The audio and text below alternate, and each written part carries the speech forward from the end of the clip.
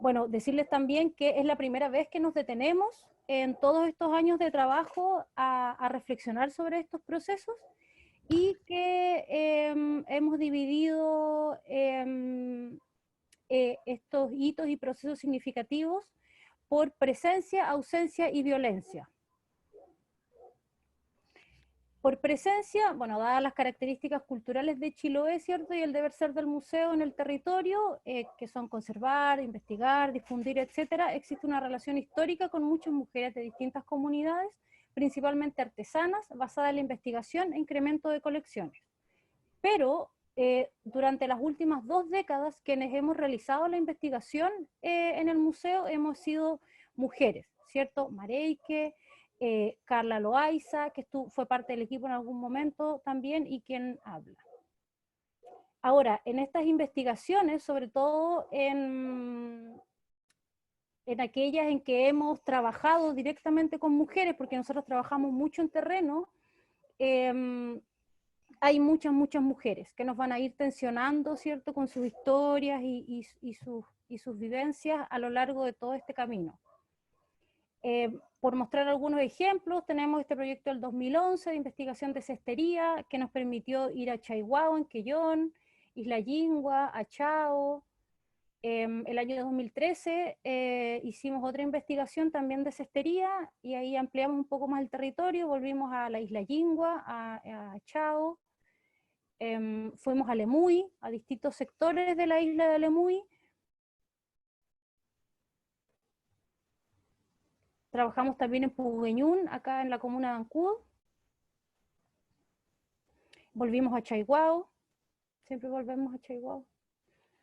Y el 2016 hay otra investigación bien importante que es sobre nuestro patrimonio textil y que también tiene un rol en relación al territorio, porque ahí se abarcó lo que en ese entonces le llamábamos el área de influencia cultural y que ahora ya le llamamos Chiloé histórico, que está marcado ahí, ¿cierto? Lo que les comentaba delante, Maullín, Carelmapu, Calbuco, la costa de Chaitén, ¿cierto? Melinca, Canguaitecas.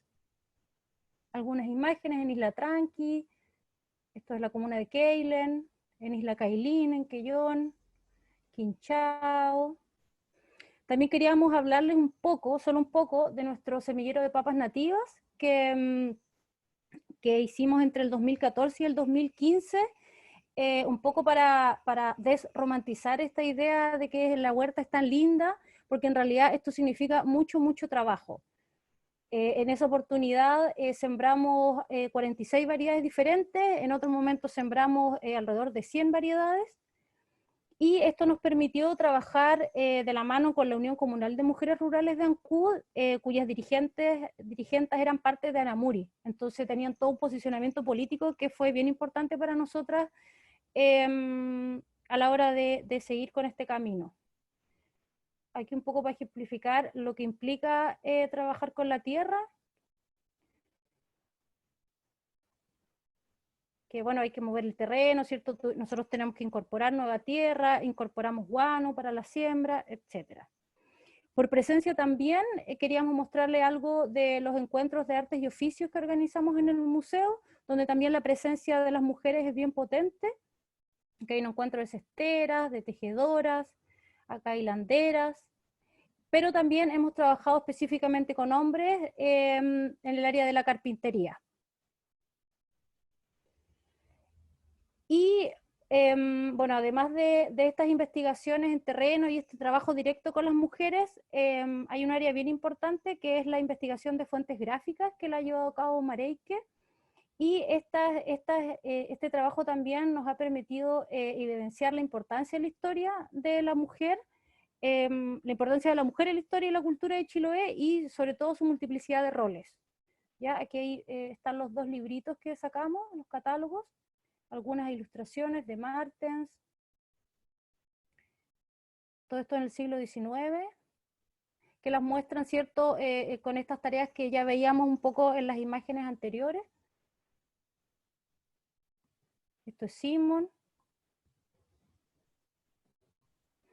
También queríamos destacar esta acuarela de Duplessis, porque nos permitió observar y hacer la relación con un relato de Byron, quien habla de las mujeres busas que lo cuidaron. Entonces, si bien ambas son de territorios distintos, lo de Duplessis es de un territorio mucho más austral, hay características similares, ¿ya? En términos culturales. Y ya entrando en las ausencias, hay un hito bien importante en el inicio de nuestro camino, que es la presentación de Paula de la Fuente en el segundo seminario Chiloé Historia del Contacto, el año 2010, quien habló sobre los viajes a las Huaytecas y tensionó esta historia oficial y el imaginario casi épico de los viajes, a las Huaytecas y a la Patagonia Argentina, focalizada en la hazaña de los hombres que se van y puso el foco en las mujeres que se quedan.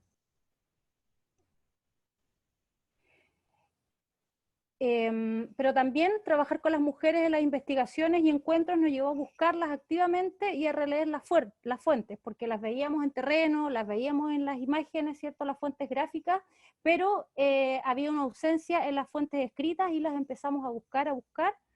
Bueno, se evidenció que no están en una monografía tan importante como la de Philippe Grenier de 1984, que es Chiloé y los Chilotes, por ejemplo, pero también las fuimos encontrando en fuentes como Malaspina, donde se habla de esta multiplicidad de roles y cómo además se hacen cargo del cuidado de los hijos, ¿cierto?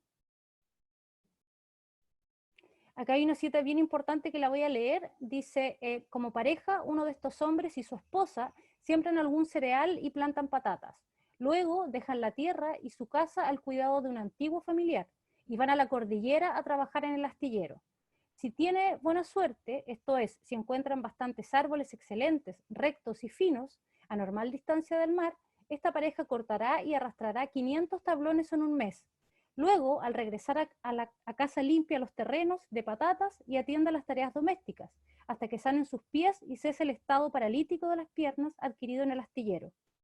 Cuando se repone bastante, va a buscar otro cargamento y trabaja hasta que sus piernas y pies no se sostienen más. Esto de Fitzroy, también de principio del siglo XIX. Y bueno, acá hay otra cita que también nos interesa relevar, dice, el indígena no trabajaba o trabajaba muy poco, eran las mujeres las que corrían con las siembras, con los telares y la pesca, con los cuidados de la familia y de la casa. Indolentes por naturaleza, los hombres se ocupaban en ejercicios de esfuerzo, en viajes con sus piraguas, ni los vientos más recios los intimidó. Esta cita nos permite poner el foco no solo en esta multiplicidad de roles, que es lo que se ha normalizado, ¿cierto?, sino también ver esta ausencia en la navegación, por ejemplo, y en los trabajos de esfuerzo que habíamos visto que sí sucedían, ¿cierto?, que sí era uno de los roles importantes de la mujer, trabajar, por ejemplo, en el madereo. Ahora, por violencia, en este camino de visibilización de las mujeres, también nos hemos tensionado bastante. O sea, hay muchas historias que nos marcan a nosotras y que nos enfrentan también con nuestras propias historias, ¿no?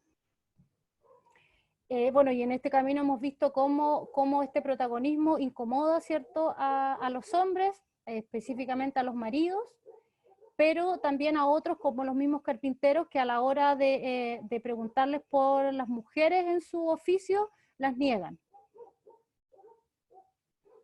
Y por último, Paula de la Fuente, otra vez, que es una antropóloga, en el último seminario que hicimos, Chiloé Historia del Contacto, del año pasado, habló sobre la violencia sexual ejercida por los navegantes, entre ellos los chilotes, a las canoeras de los canales australes.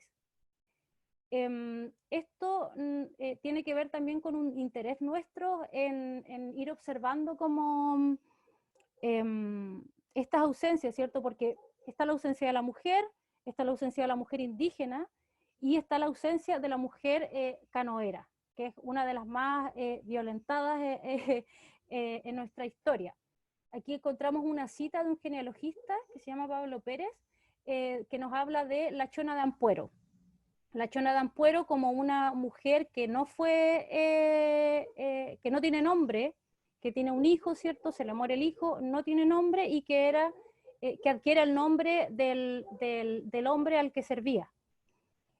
Y esto se vincula con algo que nos cuenta David Núñez, que es un antropólogo que también ha trabajado mucho en el territorio, de unos relatos que se mantendrían hasta principios del siglo XX y que hablan de que estas mujeres chonas eran cazadas por los chilotes y vendidas como sirvientas en las ciudades de Chiloé. Ese es un poco nuestro marco general de lo que nos ha ido marcando en este camino, y ahora le paso la pelota a mi querida directora. A mí me toca una acción cultural con enfoque de género, porque claro, uno empieza con estos proyectos de género porque hay platita y que porque puede hacer una investigación interesante, ¿cierto? Y nosotros empezamos con esta iniciativa que la denominamos Tejiendo Saberes, que era la adquisición de 18 piezas textiles y un mostrario de puntos de textiles hechos en kelgo, que es un telar horizontal que se usa específicamente en Chiloé, que es distinto del huichal mapuche. Y la realización de una exposición que implicaba la investigación, el diseño, etcétera, de la exposición temporal Tejiendo Saberes. Y el diseño, impresión, no, porque lo tenemos en la página web, de un material educativo para 3 niveles, prebásica, básica y media. Todo esto se ejecutó entre el 2016 y 2017. Pues, ya, bien. Algunas piezas, salimos al territorio a buscar estas piezas, como le llamábamos en ese momento al Chiloé y su área de influencia cultural. Ahora para nosotros este es el Chiloé histórico, piezas de Kemche en la Isla Grande, Carelmapu, eso es el territorio que actualmente es Yanquihue, digamos, al costa norte del canal de Chacao, una manta. Esto es Chumeldén, costa de Chiloé continental, el Chaitén, un tipo de tejido diferente, con pelos más largos. Porfa. Esta es más o menos la exposición, las piezas, el kelgo, donde la gente a mano derecha ven un círculo rojo, sobre él hay un kelgo donde la gente podía trabajar y nos dejaban la escoba todos los días. Las piezas, la parte histórica, y nos centramos en dos aspectos, calentar el cuerpo y calentar la casa, las frazadas, las alfombras, ahí está la frazada, en los dos módulos al fondo. Y aquí empezamos como más conscientes a trabajar el tema del género, porque la cita que hay al fondo, que no se ve, pero hay 3 fotos, que son mujeres trabajando en diferentes actividades, era cómo la mujer trabaja en diferentes actividades en forma paralela, y cómo esas actividades no son reconocidas. Dale.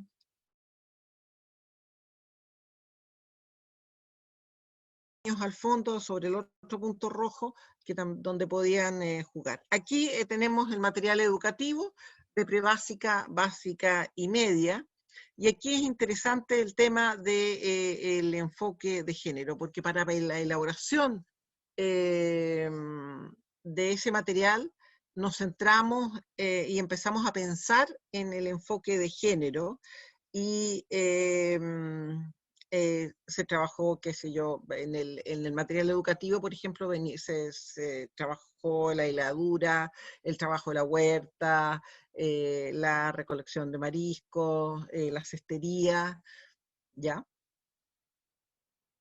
Pero también los menos visibilizados, como el trabajo de las mujeres cortando leña y en la misma pesca, ¿ya? Que no son tan reconocidos como trabajo de mujeres, ¿ya?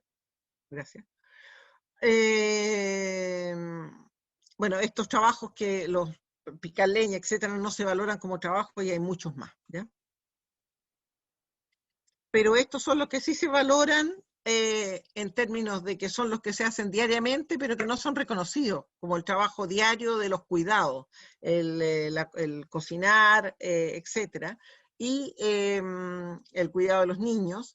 Y ahí es donde nos relacionamos con una economista chilena que vivió en el exilio en España, hizo clases de economía feminista en la Universidad de Barcelona, y con ella trabajamos una perspectiva teórica que era esta de la economía del cuidado, cómo reconocer estas actividades como trabajo de mujeres y valorarlo y o sea, sin que alguien cuide los viejos o cuide los cabros chicos, lo estamos viendo con la pandemia, es imposible hacer otras cosas, ¿cierto? Entonces, ese fue el énfasis que le dimos y le dimos también al material educativo, ¿ya? Complementando este proyecto de género, apareció una investigación FIVE que hicimos con Carla Loaiza, que era la reconstrucción de la memoria textil del archipiélago de Chiloé y su área de influencia cultural. Y a través de este proyecto pudimos ir a terreno, investigar las piezas y comprarlas. Las compramos con el Fondo de Género, pero las investigamos y las documentamos a través de este otro proyecto FIVE. ¿Ya? Y esto lo hicimos en el área del Chiloé histórico, en Maullín, en Mapu, Ancud, etcétera, hasta Melinca. Y Melinca es interesante porque la Janet lo mencionó, esto de las fronteras administrativas, que nos rompen en realidad todo lo cultural. Melinca es absolutamente chilote, pero está en Aysén. Por lo tanto, nosotros para nuestras investigaciones tenemos que tomarlo en cuenta, pero legalmente lo podríamos, ¿ya? ¿Ya? El otro complemento es el quinto encuentro provincial de artes y oficios. Nosotros siempre tratamos de pegar todo, y en este encuentro juntamos a tejedoras. Un hito de este encuentro fue la identificación por parte de las artesanas que trabajaron en el encuentro, que eran las más destacadas del archipiélago, la identificación de 2 maestras artesanas por estas mujeres como las maestras artesanas del territorio. Eso fue súper bonito, Sara Mayorga y Tureuna. Adriana. Y ese mismo año, la maestra artesana Adriana Tureuna, logramos conseguir fondos para capacitar a más de 30 mujeres en hiladura de uso, teñido con fibras naturales y tejido en kelgo. Y ahora vienen las fotos de esta actividad. No se imaginan el olor a cordero que había en el museo en ese momento. Nos costó harto sacarlo, ¿ya? Ahí está Adriana capacitando en diferentes puntos a un grupo de mujeres con las muestras que nosotros teníamos en la exhibición. Esto fue súper entretenido porque pusimos los mesones en la exhibición, la muestra temporal, y llegaban los grupos de alumnos y los pudimos sensibilizar en el tema de el tejido en kelgo. Y esta ahora no me toca a mí, ahora le toca a otra persona. Pero este proyecto genera la inclusión de la perspectiva de género en la política de colecciones del museo, y ahora le toca a Sonia.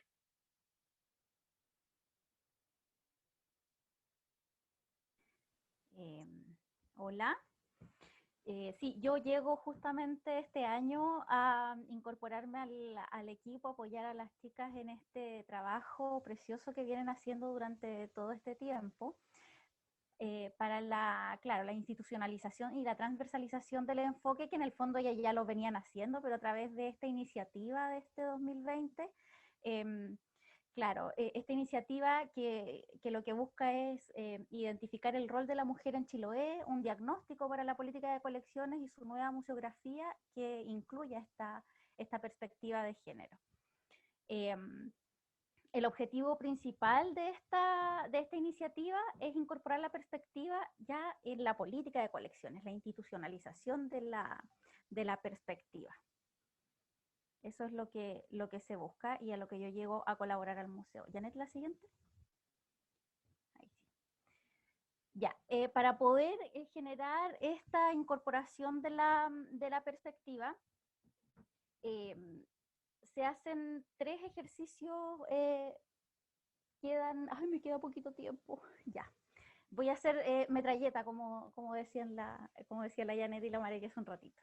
Los 3 objetivos específicos para poder lograr esta incorporación fue analizar las colecciones que exhibe el museo, A través de la revisión y el diagnóstico de la exposición permanente, generar insumos para el nuevo guión museográfico en el que están trabajando e identificar las piezas que el museo debería adquirir.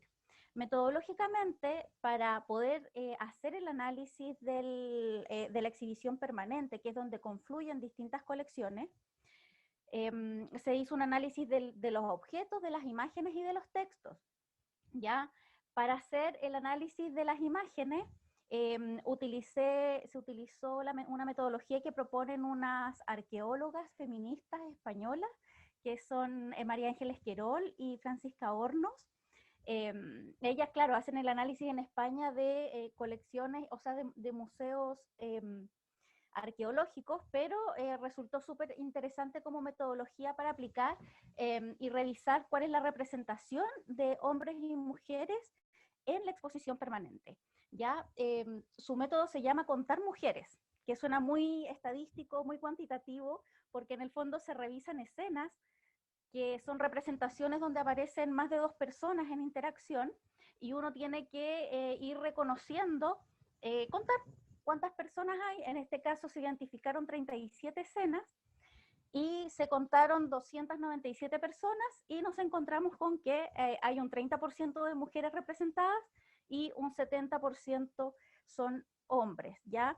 Lo que se aleja claramente del 50% de mujeres y hombres que existen y que convivimos en nuestra sociedad. Aquí tenemos un ejemplo de una representación, que una foto que se analizaron fotografías, ilustraciones, esculturas.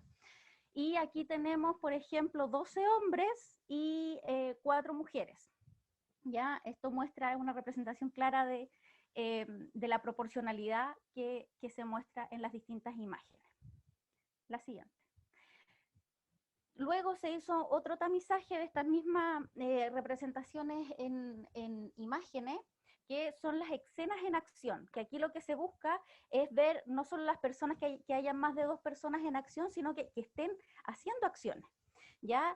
Y se revisaron distintos indicadores como el protagonismo, en los espacios en los que se desarrollan las acciones, y también en qué actitudes están mujeres y hombres. Aquí hay un muy sucinto resumen, porque fueron muchas más cosas las que vimos, pero se mantiene este porcentaje de protagonismo. En estas 27 escenas están en un 30% protagonizadas por mujeres y en un 70% protagonizadas por hombres. Ahora, cuando vemos dónde se desarrollan las escenas en acción, vemos que de las escenas que se desarrollan en los espacios privados, un 100% están protagonizadas por mujeres versus 0% de hombres. Es decir, los hombres no están representados en el espacio, o sea, no protagonizan las escenas que se desarrollan en espacios privados, mientras que en el espacio público vemos esta otra proporcionalidad, que es un 21% de mujeres versus un 79% de hombres. La siguiente. Voy a ir muy rápido. Aquí tenemos un ejemplo, una representación. Este es un cuadro de holandeses y chilenos con chilihueque, donde vemos claramente aquí que es una escena que está en el espacio público. Ellos están conversando, están generando la acción principal, y la mujer aparece en un plano secundario, que está en realidad como observando u acompañando a las personas que son realmente los protagonistas de esta escena. La siguiente. Y aquí tenemos el contraste de una escena, por ejemplo, la representación del interior de una casa en la Isla Tranqui, donde es un espacio íntimo, privado, y aquí están las mujeres en labores de cuidado y mantenimiento, y aquí no hay presencia masculina. La siguiente. También se hizo el análisis de textos. Para el análisis de texto se hizo también un tema estadístico y también análisis de contenido, pero en esta parte del análisis digamos más estadístico, se trabajó con las citas, en versión, o sea, se evidenció que las citas femeninas correspondían solo al 22,6% y aparecen taxativamente solo a contar del siglo XX. Todo lo que va para atrás no aparecen citas femeninas, y cuando aparecen las mujeres, o sea, aparecen las mujeres hablando en el guión, lo hacen desde el testimonio, ¿ya? Son más testimoniales, no como las citas masculinas, por ejemplo, donde ellos están son quienes cuentan el conocimiento científico, quienes investigaron, quienes realizaron, digamos, investigaciones. Eso, ya, pero cuando revisamos las palabras que representan espacios de poder, por ejemplo, se reconocieron 34 palabras y ninguna estaba en femenino, pues todas eran masculinos. Por ejemplo, aquí tenemos, digamos, la nube de estas palabras que aparecen en masculino, exclusivamente. Respecto de las representaciones sociales y roles de género que se identificaron en los textos, la verdad es que se trabajó con varias perspectivas, pero sobre todo con Joanne Scott, que nos habla como de los símbolos culturalmente disponibles para representar a mujeres y hombres, y se identificó, después de analizar e identificar distintos textos dentro del corpus del guión, que lo masculino se relaciona con la hegemonía del uso de la fuerza y las armas, es quien controla el conocimiento científico y técnico, así como el poder político y económico, mientras que lo femenino se asocia a los conocimientos específicos en oficios tradicionales del archipiélago, así como labores de mantenimiento, las que se desarrollan en el espacio doméstico. Y puse ahí seres relativos, pero se los voy a explicar mejor con el ejemplo práctico que vamos a ver más adelante. Dale, Jan. Ya, hasta aquí vamos con, estas son recomendaciones parciales. Este es un ejercicio que todavía se está llevando a cabo durante este 2020. Falta todavía incorporar grupos de discusión donde rescatemos los relatos de mujeres de las 10 comunas que componen el archipiélago, o sea, no el archipiélago, sino que la provincia de Chiloé en términos administrativos. Y falta incorporar todavía esa parte. Pero hasta ahora, dentro de las recomendaciones parciales está el uso del lenguaje neutro, que es importante como tener esta mirada de revisar cómo comunicamos lo que el discurso, digamos, del museo.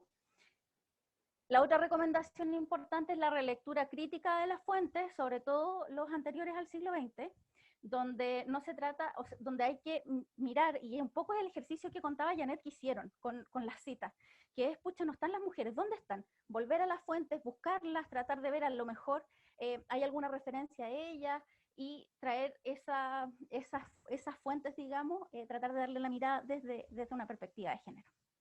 Y lo otro es súper importante, privilegiar la cotidianidad versus la historia de los hitos y personajes. Cuando mostramos la cotidianidad, que es esto que sostiene, digamos, todo el desarrollo de nuestras sociedades, en estas labores de mantenimiento empiezan a aparecer las mujeres, los niños, los adultos mayores,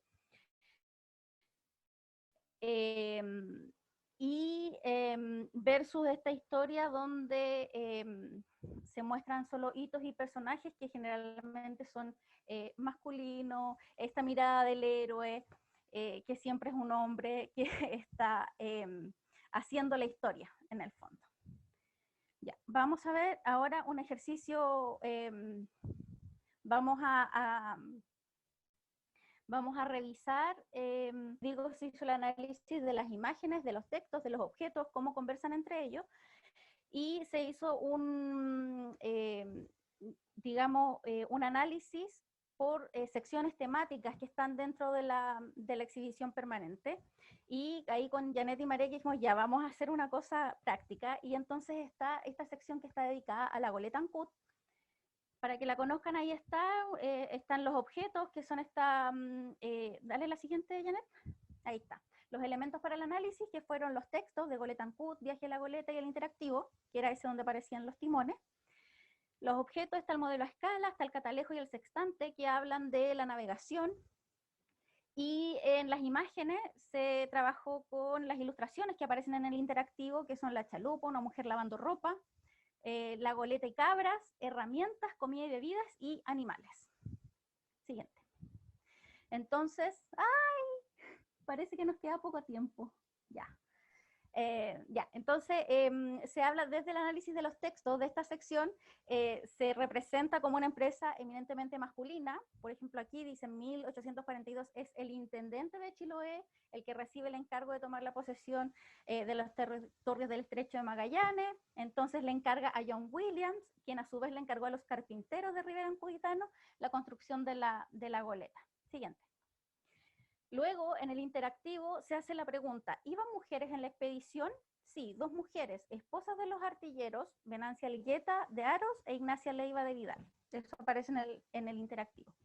Entonces aquí hablamos de que la representación femenina es algo que se tiene que explicar, es lo anecdótico, es decir, en este espacio masculinizado de la navegación, donde además siempre los héroes, los que hacen esta gran hazaña de ir a conquistar este territorio de Magallanes para Chile, es una empresa de héroes masculinos. Entonces, ¿iban 2 mujeres en la expedición? Es algo que tenemos que preguntarnos, ¿ya? Es lo anecdótico. Y por otra parte, se pone el foco en la calidad de esposas de estas mujeres que participan. Y ahí hablamos de este concepto de seres relativos, que son las esposas de las mujeres o no como en tu calidad de ser humano, digamos, que estás realizando algo, o la actividad o el aporte que estás haciendo a la empresa, sino que en tu calidad de esposa. Por lo tanto, se sugiere que en el texto reemplazar si 2 mujeres, Venancia Elgueta e Ignacia Leiva, o sea, poner eso, ¿ya? No decir que son las esposas de tales artilleros, sino que poner el foco en las actividades que desarrollan en la expedición. La siguiente. Entonces se pensó, se dijo y se hizo. Y entonces el museo justo estaba preparando, a propósito de este viaje a la Goleta Ancud, hizo un material educativo para el mes de mayo, que es el zarpe de la goleta, y luego en septiembre, salía ahora en septiembre, el material educativo para cuando la goleta llega a Magallanes. Entonces aquí se hacen modificaciones de estos textos educativos, donde se destaca, por ejemplo, dice 23 personas viajaban desde Ancud, 2 mujeres, Venancia Elgueta e Ignacia Leiva, y 21 hombres. ¿Ya? Entonces primero ponen a las mujeres primero, no las ponen como esposas de los artilleros, ni tampoco dicen, por ejemplo, Venancia Elgueta de Aros, de Ignacia Leiva de fulanito. ¿Ya? Y claro, y el otro punto es que, que dice la multiplicidad de roles que Venancia e Ignacia pudieron tener no se explicita en la fuente estudiada. La única vez que se las menciona es usando piedra pómez al lavar la ropa en la playa de Puerto Americano. Es decir, se incluye este texto donde en el fondo nos dicen, pucha, no tenemos información de lo que las mujeres hacían en la goleta, cuál fue su aporte en las acciones, pero explicitamos eso, ¿ya? No sabemos, la fuente no nos dice, ¿ya? Pero eso no significa que ellas no hayan realizado acciones importantes, ¿ya? Y lo otro es que dice, la única vez que se las menciona es usando piedra pómez al lavar la ropa en la playa de Puerto Americano. Y aquí hay un punto súper importante, que tiene que ver con que no se dice las mujeres están lavando ropa, sino que ellas están usando la piedra pómez para lavar ropa. Es decir, se rescata también el conocimiento que ellas tienen del uso de este objeto, piedra, para desarrollar una actividad, ¿ya? Es decir, no normalizamos que la mujer tiene que estar lavando ropa, sino que ponemos el foco en su conocimiento. La otra. Entonces, claro, este es el material educativo de mayo, donde se pone una de las pocas alusiones al trabajo de las 2 mujeres que iban en la goleta, la menciona el diario de viaje la mañana del 8 de agosto, mañana que fue ocupada en hacer algunos remos de ciprés, embarcar leña, agua y alguna madera, y las mujeres en lavar, hallando en la playa piedra pómez en abundancia. Esa es la cita, pero ¿se fijan ustedes cómo se hace la redacción? Es decir, aquí estamos viendo la fuente, no estamos modificando lo que dice la fuente, sino que presentándola de una manera que nos permite visibilizar el rol de las mujeres en esta hazaña. Siguiente. Entonces el texto queda, 23 personas salen de Ancud en la goleta, 21 hombres y 2 mujeres, las esposas de 2 soldados que conforman la tropa, 11 eran oficiales y tripulantes que trabajaban en la capitanía de Puerto de Ancud y 8 artilleros. Eso era, perdón, sí, eso era del material de mayo también, que claro, las visibilizamos, pero volvimos a caer en esto de hablar de las esposas de. Entonces lo que hicimos fue, además de ahora elaborar este material educativo de septiembre con esta hiperconciencia del lenguaje, y el cambio del foco, mejoramos también la versión del material de mayo. Y así quedó. Claro, ahí quedó distinto. Entonces ahí dice, para no leerlo todo porque nos vamos a demorar y estoy contra el tiempo, ya me están retando, 23 personas viajan, sí, ya, 23 personas viajan desde Ancud, 2 mujeres, y ahí claro que salen sin los apellidos, y sin que son esposas de, y 21 hombres, 11 oficiales y tripulantes que viajaban en la Capitanía de Puerto. Eso. Ya. Antes de eso, así muy cortito. O sea, que sean esposas de es un dato, no es que esté mal que sean las esposas, el tema es si es que ponemos el foco en eso o no, como para que quede claro. Ya. Ahora sí la siguiente. Ya. Desafíos y nudos críticos para la implementación de la perspectiva de género. Yo les contaba que falta todavía una parte de la investigación, o sea, de este diagnóstico. Falta incorporar, como digo, los grupos de discusión con las mujeres del territorio, pero se generó también un encuentro, un grupo con los trabajadores, con todos los trabajadores del museo, y ahí se pudo detectar también que la reflexión y acciones en cuanto a la incorporación del enfoque ha sido liderado por una parte del equipo, Mareque, Janet, pero se ha generado una brecha donde no todos los trabajadores del museo están sensibilizados con la temática de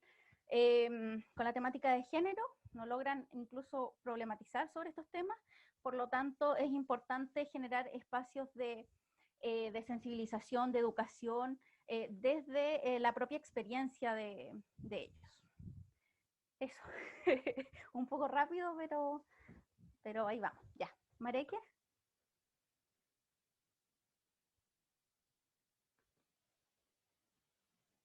¿Está sin audio? Hay barreras financieras, hay barreras administrativas, hay fronteras administrativas que no son las mismas que las culturales, lo explicité ahí con el Inca.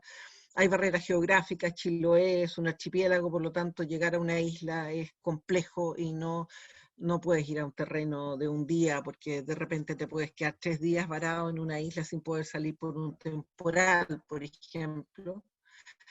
Y creo que nos faltó ahí barreras de políticas del servicio también, que nos faciliten la vida. Y bueno, hay que bucear, pues nosotros hablamos, la Janet, en la exposición se hablaba de esto de las fuentes.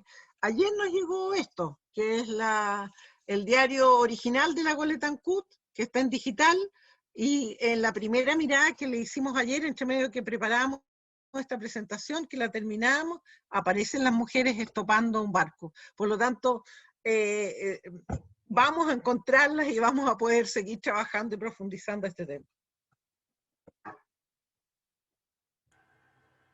Eso.